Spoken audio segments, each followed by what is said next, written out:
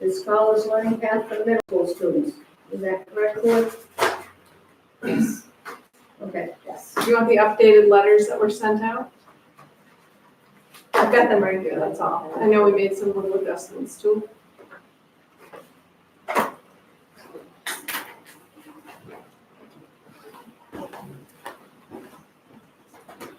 There's 3 there because there's some here.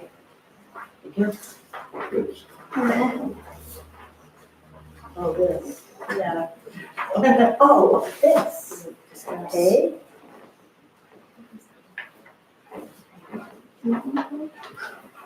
Yes, fair.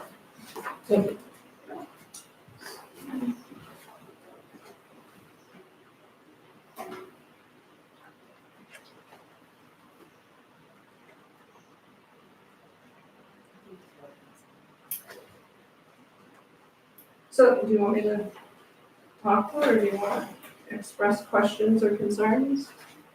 Go ahead and speak to it. Tell us why you did this. So I spoke of this, I think, at the May board meeting, a little bit about the Scholars Track and offering that more accelerated opportunity for middle schoolers who were ready for that. We outlined the criteria, the GPA, assessments, state assessment scores, recommendations, behaviors, to create that accelerated learning path. There are 3 sections in 7th and 8th grade. There are 4 sections in 8th grade, 3 in 7th grade next year.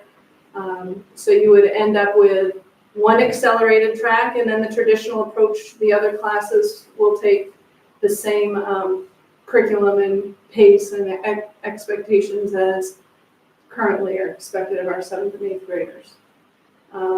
In reviewing our assessment scores, we know we need to try something different. And this is what we came up with. And we sent letters to the families where the students met all of the criteria.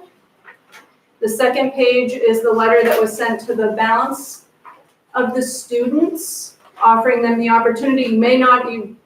You did not meet all the criteria. However, if you are interested in pursuing the Scholars Track, to notify us and have the child express why they believe they're a candidate. We had 3 families who did so. So they were placed in that Scholars Track after a meeting with administration and guidance, parent and student. And the third letter is we're trying to address both ends of everything. This year we had a few students who could not find success in a classroom setting, so we really worked hard to create learning opportunities that would meet their needs with less disruption to the learning environment for the balance of our students. So we gave that third option a more of a competency-based, project-based approach. Hopefully very small numbers. We're still working on that end of things. Do you have available for us the actual course load difference between these levels? We don't. The last one, I totally understand. Yeah. But between that, In the typical, yes. that's what our teachers are working on this summer. Okay, To so, outline that, define that as a scholars level. so we don't have that in place yet, though. No. But This summer we will finalize that, yeah. I think that's where I had some concerns, is from the May meeting where you introduced it, Yeah. which was great. I think most of us got the impression that this is something you were looking forward to. Yeah, for next year and we'll get in place. But we were asked to take a look at it. And then the next thing we know, the letters went out. Right. And we're getting feedback from parents. Are you directing them to me? Absolutely. Good, because we've had 3 or 4 parents, and that's it, contact us. The big question though is the difference on the course track. And if that's not in place, that's a little bit of a concern. And parents have will have the opportunity to come in after this is all, the curriculum. it will mirror the same curriculum. It's the depth, the pace, the rigor of the opportunities will be higher than what's typical of a traditional grade level And class. will this follow the same assessment, reassessment that we currently have in place with our regular? Yes, yeah, I Okay. mean, as far as reassessment, Right, and yeah, So I guess that's the question is the reassessment piece done? Is that complete and that's in place?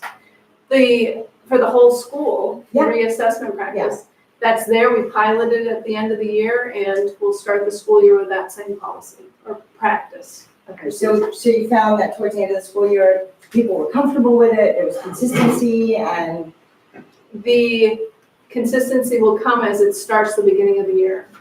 You didn't see always the consistency because a lot of teachers started their year with very clear expectations and assessment, and we didn't say throw the baby out with the bathwater, right. we're piloting it. And then this is another pilot. This is this is happening. We piloted in isolation at the 7th grade level with our math shift halfway through the year. Yep. Where we shifted our sections to more like abilities. So that practice will continue. Remember, one of the other changes we're making for next year for math is that in 7th grade, math will be every day for every student, 82 minutes. And the students at the 8th grade level who have traditionally struggled on assessments and with their math skills will have 82 minutes every day as well. But just those students who are, and what would you consider struggling? Because I think there's a little Poor bit, performance on the state assessments but what about the classroom? and classroom grades. Okay, so anything below a 2, anything below a, We still only have 4 sections. Yeah. So they're balance and population, teacher recommendation, as well as test scores and grade achievement. Some students' grade achievement Yep. may be lower, but their assessment scores are much higher, so the teacher might not recommend them for that everyday math section.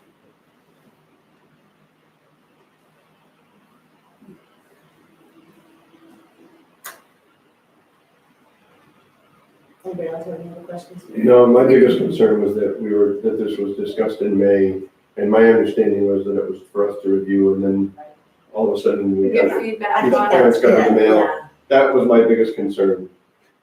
Okay, thank you.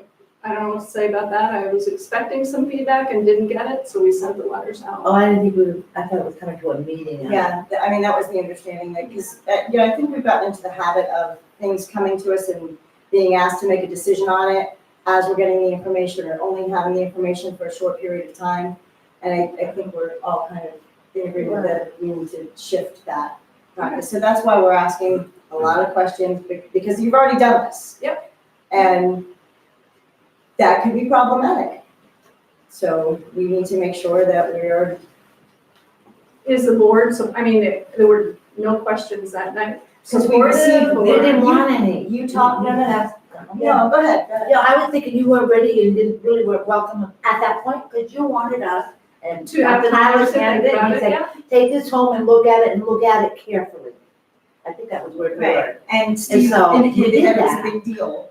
Yeah, So- it is very important. Right, And we just, so for a big deal, it really should have been more, I guess we, and the letters weren't sent, so you saw the letters before they were sent, so we didn't send the letters. I didn't give you letters after the fact. We No, no, saw no, the letters it was- ahead of time to clarify that, and, yeah, it's a fairly significant shift in practice. We talked about it quite a bit with the ad team today, and, there's some, like anything you do, there's ups and downs, pluses and minuses, but, I think given our student body, the needs of the students, the needs to make sure that students get what they need and get, in some That's cases, all get true. caught up. Yeah, that's all true, but Nobody the, debating that. and the concern I guess. also is that we're still trying to, Uh-huh. your staff, the staffs at every building is working their butt off they are. to get CBE down and UDL and SEL, and this is just another thing that Yep, is being put on their plates. and willingly so, though. Understanding, Yeah. I'm not saying you're forcing them to, No, but no. it's just that other component that some things, the appearance is that we're not consistent and that we're not doing all we're doing on this over here and now we're bringing this in underneath. Do you understand my Well, to me, concern? I will say, I mean, as we look at the assessment scores, if we continue to do the same things we've been doing, nothing's gonna get better. But I guess that's the question is this the right thing? This is, It's not just, This- it can't be just something, it has to be the right thing. I don't see it not being the right. Where did you come up with this, Jen? I can't A remember. scholars track, it's basically looking at the way we used to do business many years ago, the homogeneously grouping a population of students of like ability levels. Not all of them, we didn't say you're an A student, B student, C student, like we used to many years ago. We have created, college courses at the high school, the Running Start courses and AP courses. Now it's getting our kids ready for those accelerated courses. Middle school's that opportunity to do so. And there's something has to be offered that creates a learning environment that will allow us to accelerate students. And you feel we were lacking in that area? I think after I've been principal for 2 years, so assessing the progress and concerns and issues for the past 2 years, definitely have to do something. And I think this is what's worked historically. I mean, when we sit down with the budget, the cost of education, they refer to that academic achievement of our students on standardized assessments. And this is one way to kind of take those different various populations and get them to the next level. Have you guys all sat down, I'm sure you have, with the state testing and looked at how those classes that are really struggling, like 7th and 8th and 9th graders, and taken, okay, what is their average in the classroom? What are the 7th graders averaging in their performance in the classroom in math? I mean, because With the math teachers, we haven't just done it at the admin lead Because I level, think- but at the team level too. having that deep dive data is something that I know the board would like. Yeah. And to really have a better understanding of that, of what the classroom teachers are saying and how they correlate, because I think that's the problem, is there's not a lot of correlation when you look at those test scores and how students might be doing in the classroom and then the mapping. There's 3 things. Are they all consistent? I think We too, also look at- we discussed, sorry, Melly, why is it not matching up? So at That's my Lakeway, we question. were Yeah. talking about motivation, behavior, there's a Yeah. bunch of different things in that, the stress of the test, the importance Yes. that's put on. Yeah. So Jen and Greg and Eric and I were talking, we're gonna meet with our 5th and 6th grade families moving forward to let them know this is something that they're going to have to look forward to in the future. Right. Options, opportunities in middle school. And I think that may help that upper 5th, 6th grade have an additional layer of motivation to perform on those tests. It is hard to explain to a 6th grader sometimes. Some of them just innately work hard. Yeah. And some are like, why do I have to do this? I don't reap a benefit. And now this is part of a bigger picture for them. So we're gonna add that layer of support in there. Sometimes it will be the parents that are like, I want you to do a scholars track, so you really need to focus on this test. So it has a little bit more meaning for kids. But like Jen said, our whole staff met one of our last in-service days and we reflected on how the year went with all different assessments, Right. how it's gonna look differently moving forward and how can we address that gap between classroom performance and state assessment. So it's many, many layers of, Right. and looking at UDL and CBE and SEL and how that fits into everything that we're doing so that kids still feel safe and comfortable, with the changes. So it's a daunting task. Yeah. Yeah, I was just gonna say that we look at that information weekly through our student support team that we have at the high school.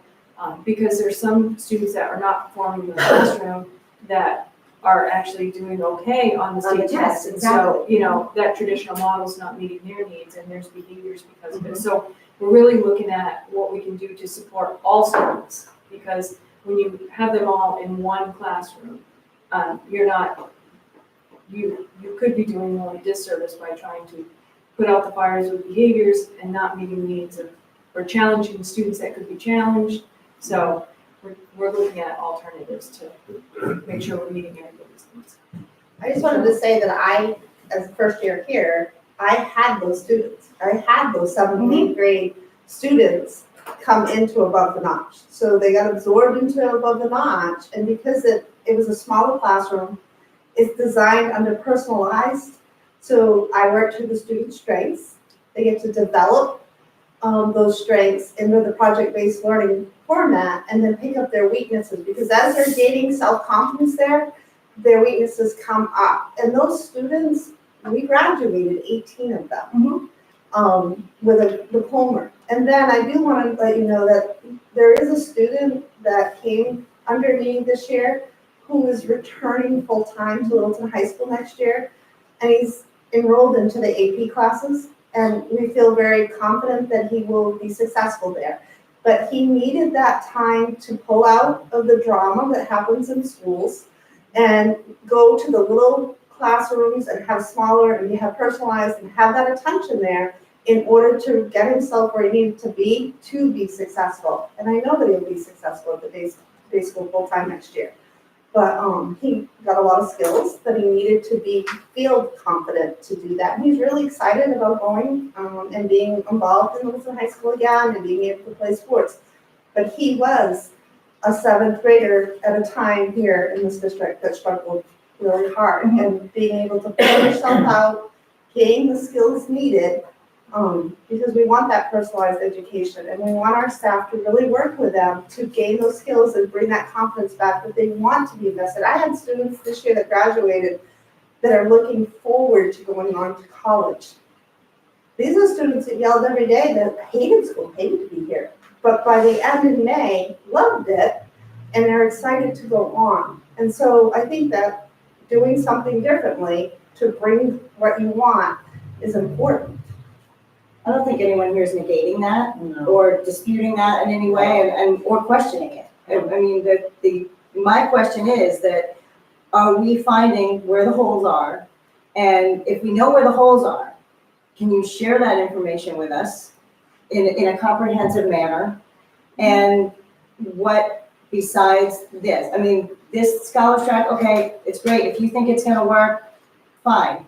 But what else are we doing?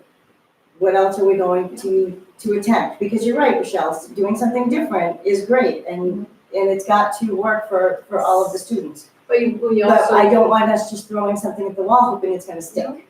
No, but you better remember, we're implementing the new assessment approach, the I know, yeah, 360, it's a lot. Yeah. But it's all based on what we're seeing, and you're right, we need to present that in a more cohesive manner, we live it every day. I think it's great listening, and I believe what you said.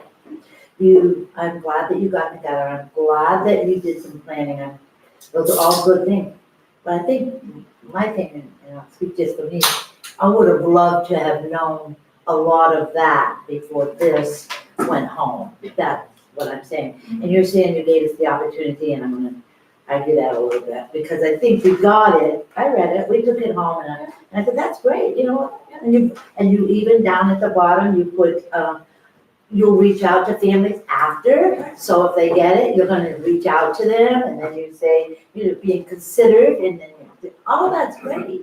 But I didn't know what the heck was going on with all of it. That's my only thing, not the paper so much as not knowing. No problem. I needed to hear it Yeah, from you process. guys. We're school board members, I'm not necessarily number one on what you do on a day-to-day for educational process, so. And for me, Jen, it was, I was at a baseball game and I had a parent come down who was mad because they got the second letter, the one that said that their child didn't Yep, meet, but they could apply.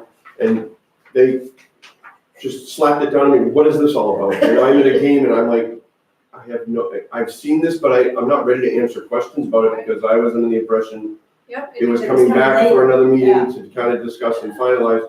I- So I referred them to you, Yeah. but I felt very odd Not knowing. not knowing and not really being able to give a good answer because my understanding was that these weren't ready for prime time just yet when they were presented to us in May. So it just put me in an awkward position that I don't like to be, and so I came back and asked the rest and said, maybe I misinterpreted and we all had the same understanding. So that, I think the program's great. Yep. It's just the process getting there to me. Yep, from my perspective, I thought I was sharing the letter with you, Yeah. just for your awareness, not for approval. Okay, I was gonna Not ask you for- that, if, yeah. That's what okay. it was a big shift. I mean, we send a lot of letters home every year. We don't bring them to you. This was important. Okay, then maybe you could have said, I'm showing this to you, we've already started it, you know, This you're not is a looking, programming shift. yeah.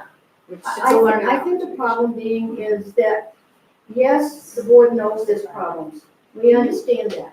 What you folks are doing about it is another thing. That's what we don't know. And I think it would be better for you to share with the board, this is happening, we were discussing this, we think we're gonna do this, blah, blah, blah, and let us know what you're thinking before it goes live.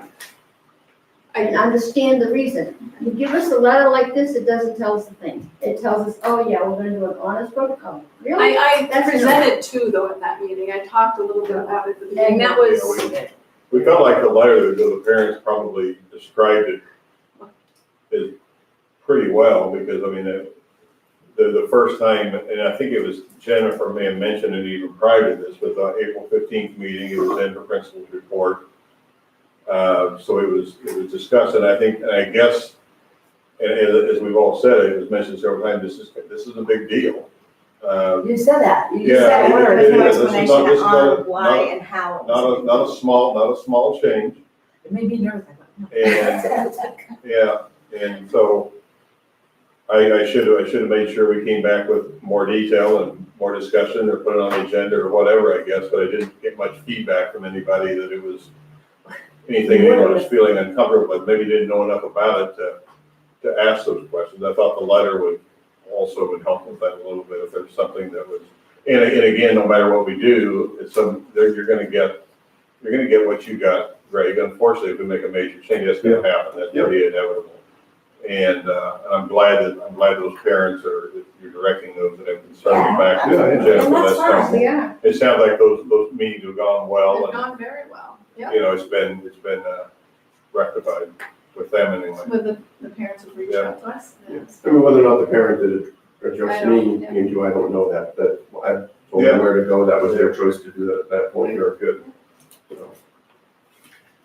Was this sent out to be seventh graders too? Yep. Okay, so it's for both seventh and eighth graders, okay. Last year 7, last year 6, all that. Is there anything for those that move from eighth up to ninth? There's that tell them not, to kind that of go into that the is, same? so you're aware, that gap concern for me, and we have not come up with we have not done enough reflecting, planning, researching to see what might be effective with that gap population, who would serve well with more project-based, competency-based. And in some cases, the kids I'm thinking of, very independent, one-on-one work. That's, so you know, that is something else that we're researching, and we don't make shifts like this without a lot of reflection. And we'll make sure going forward, we reflect more with you, but there is that gap here, 9th and 10th grade, that will become our focus as we make sure this is a solid approach. Thank you, Anything else from the board? thank you very much. So with that being said, I guess we have to go to non-public. Well, there's two documents in What's that? the public file. There is. Yeah, there's one on a proposal about adding an additional paraprofessional, and then there's a special placements document.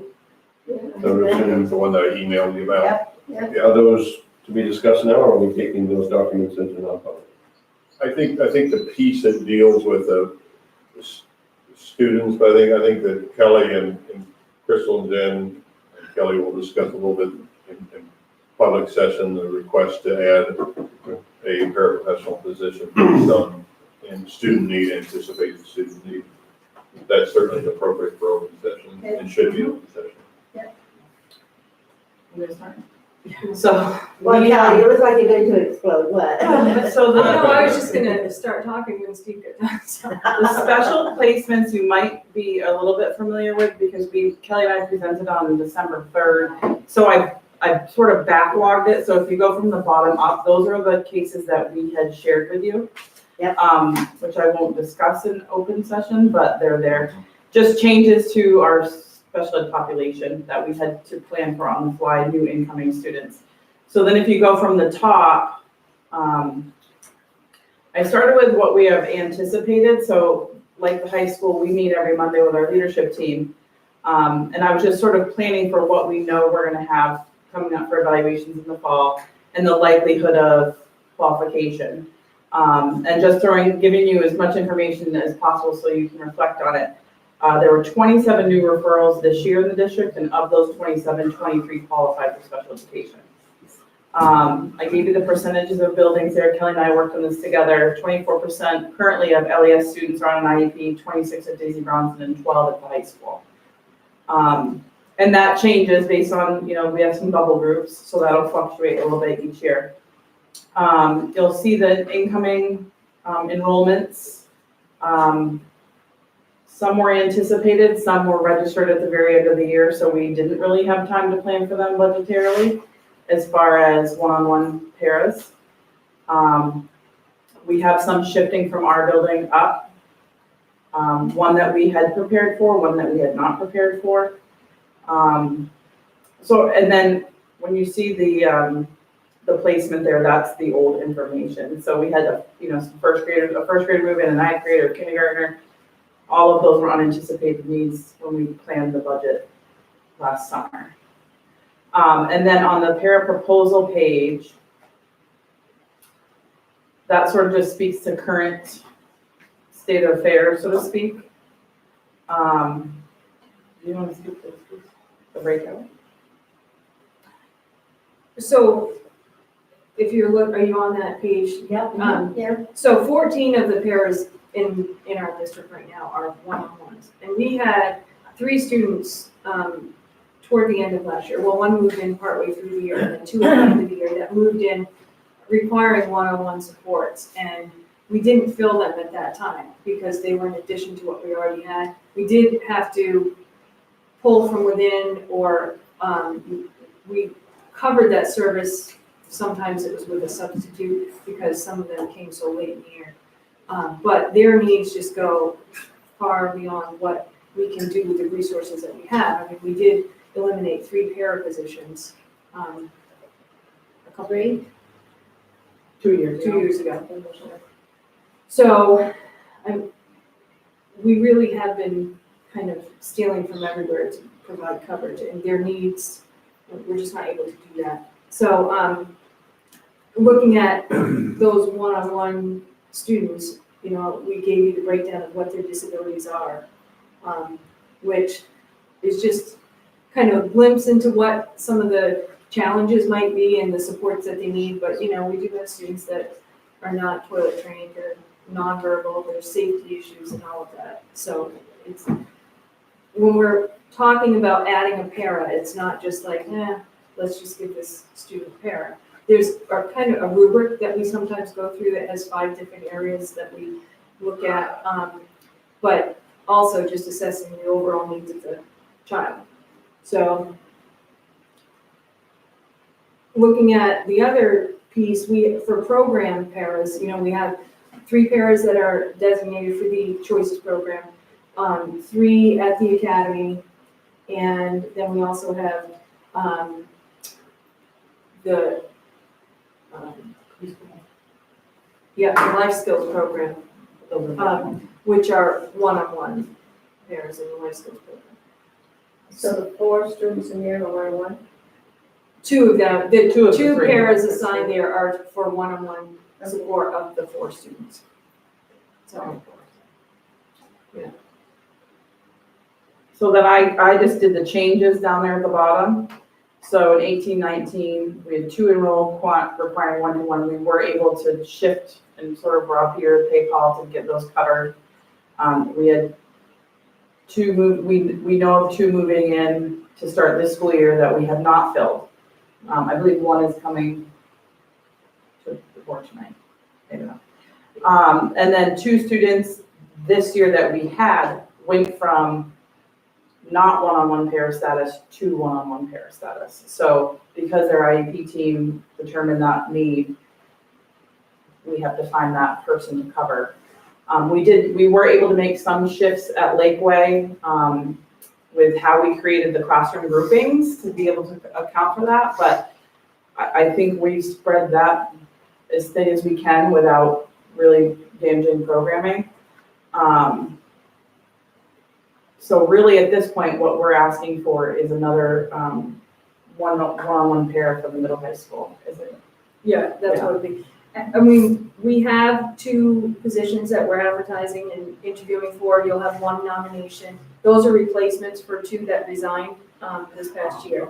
So one of the nominations will come forth tonight for that replacement. So in addition to those 2 that we're replacing pairs for, requesting 1 more.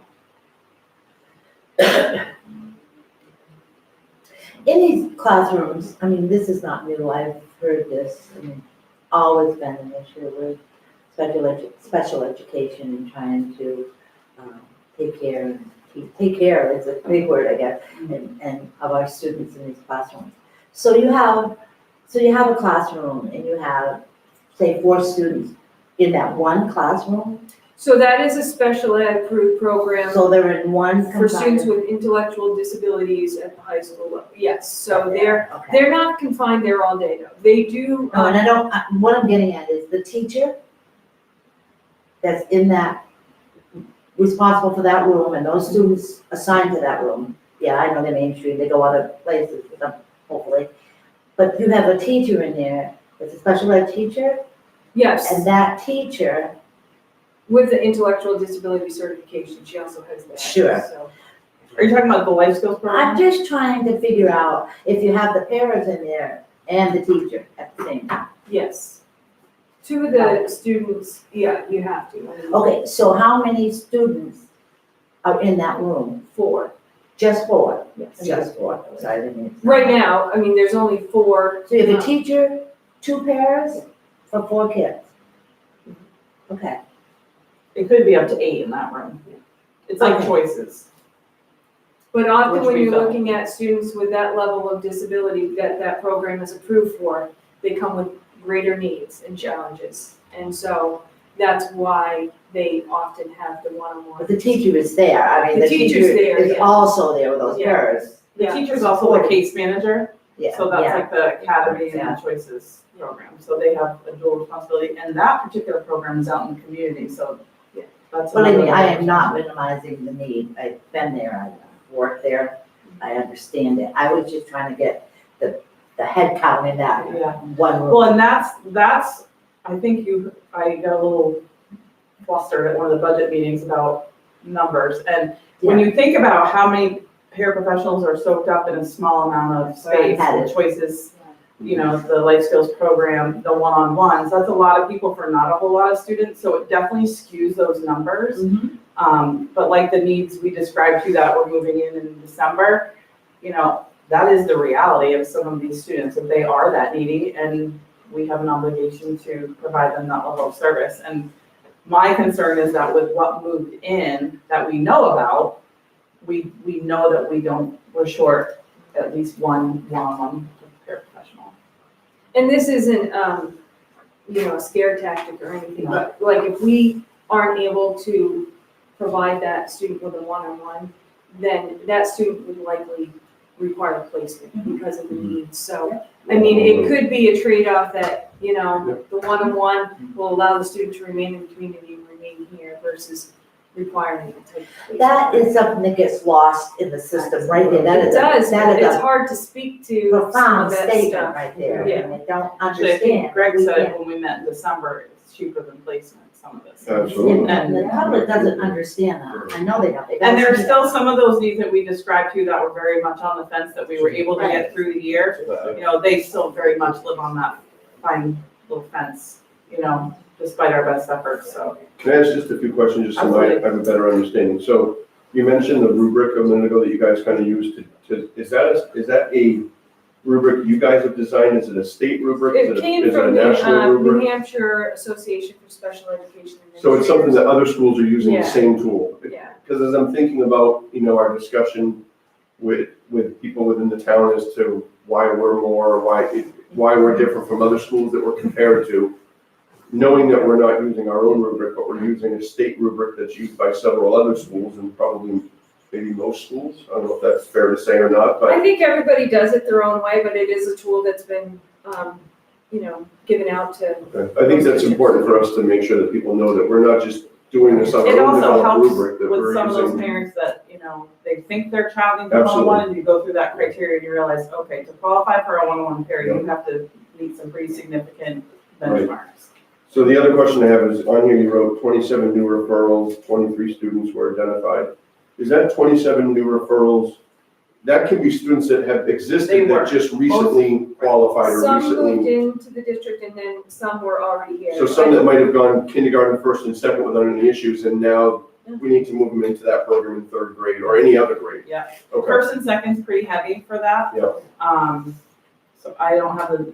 And we Nicole did, break I down did, the numbers. at my last board report, I gave you the breakdown. We also had 28 triennial evaluations, so those are the ones that come up every 3 years. so that's important too when we talk about this, is that existing students can change year to year. They can go in and out of Day the to program. day. And do they, I mean, you ever have them Enrollment go in and numbers. out of the program? They come in, Absolutely. they go, okay.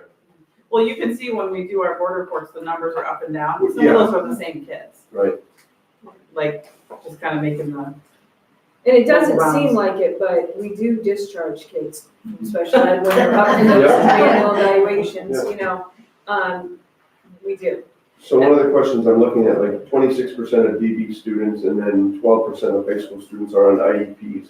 So it's Do you- that's just based on the number of students in the building versus There's the some number of double. kids on. Right, but you've seen kids kind of, like if we got 26 in Daisy Bronson, does that mean within a couple of years, we're gonna have 26, a high percentage in Well, the there's high only school? 2 grades in middle school, so So- that skews the percentage. Okay, so then if you divide that in half, you're Right. about 12, okay.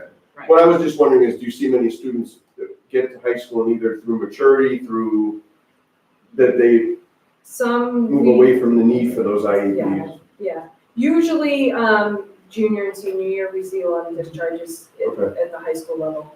Especially if they're college bound, they usually go to 504. Okay.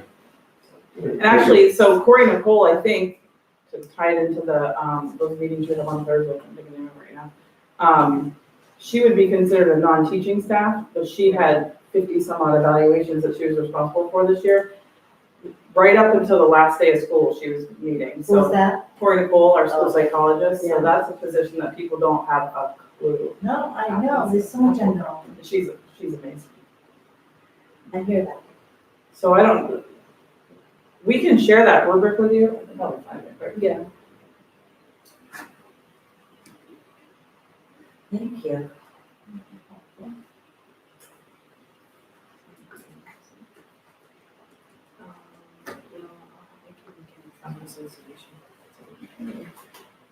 And the Spalding student that you wrote on here may return for 2019, 2020.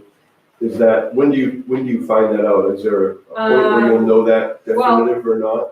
Yeah, so I've been in meetings and there will be a transition period, so you go from like the most restrictive, which is residential and educational placement, and then you kind of taper down from that. So the thought would be to remove the residential piece, continue with the day placement, and then I'm thinking that maybe by the end of the first semester, Okay, so, potentially the end of the first quarter, but I think a realistic goal is the end of the first semester. So, That's like a double transition, because not only is that student transitioning back home, but they're also transitioning to the middle school. So that one needs to be a little more.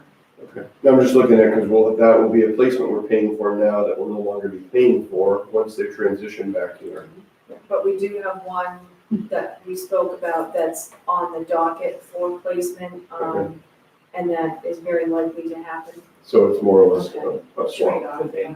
And both of those students are on that list from the December conversation. One was, we were able to get through the year. Okay. Thank you. Anything else? That's good. Now we can go on. Sure. 15 minutes. Are you gonna discuss that proposal in non-public and then let us know whether or not we will be able to add an additional parent after,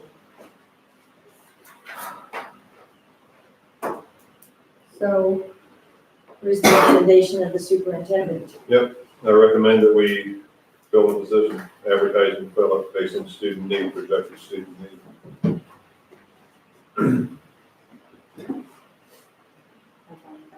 Well, how can we know? yeah, That is, that is. If there's any other questions that you wanted, we were prepared to go to non-public if we needed to. And just so you know, we, like, this entire school year, we've been trying to figure out a way to present some heavy information without being too, without violating confidentiality and stuff. And, so we have some things in the work to bring, for this upcoming year. I know that's frustrating. It's, yeah. Balance. So having that understanding. At all of what levels, it yes, is, yeah. My fear is that even when you do that, television helps, but when we go to those meetings and the public is there, that they need to know there's so much more that goes into it and what the ramifications are if we don't. do Well, our and best. legally, yeah, so, I've been in special education for a long time, and it changes every day, so, to have the layperson just try to understand it is, they're looking at people and budget amounts, and, it's not as black and white as that. Okay. So. board chair. Post a position? Yeah, sure. That's what I'm going to Well, Do we need a motion? yes, I'd like to make a motion to post the position you for to. a paraprofessional for the 1920 school year. Do your second. Any questions? Further questions? No, it's just good information. yes, thank you for that. That helps. Still early. All in favor? Aye. Aye. Thank you. Thank you. We have 64 days left. Okay. Anything else to come before public session?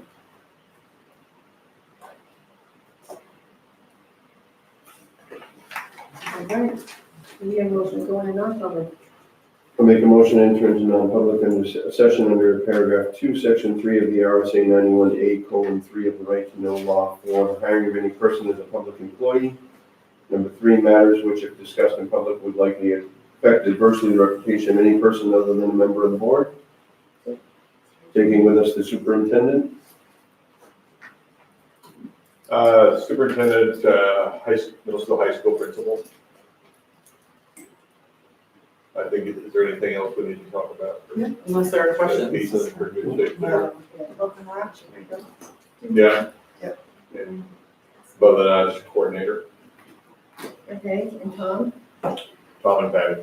Do we have a second? Sorry, Patty. Second, I'm sorry. Roll call vote. Greg Cook. Nellie Nelson, Kim Woodson.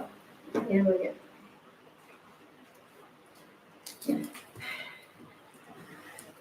Have a good night. You as well. Thank you, guys. Yes,